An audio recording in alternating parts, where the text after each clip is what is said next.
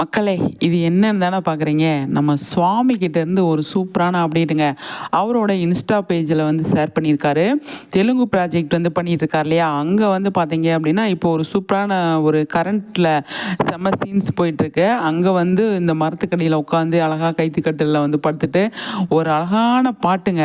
அங்கே தான் அவர் நிற்கிறாரு அப்படின்னு சொல்லலாம்.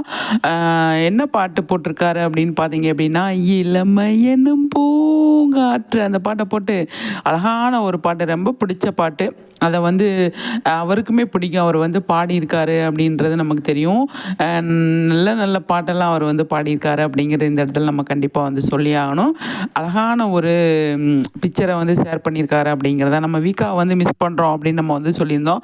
அதெல்லாம் இல்லைங்க, நீங்கள் எதுக்குங்க மிஸ் பண்ணுறீங்க, நாங்கள் இருக்கோம் அப்படின்னு அப்டேட் மேலே அப்டேட்டாக நம்ம லட்சுமியும் சரி, நம்மளோட சுவாமி சரி 2 பேருமே வந்து கொடுத்துட்ருக்காங்க அப்படிங்கிறதான்.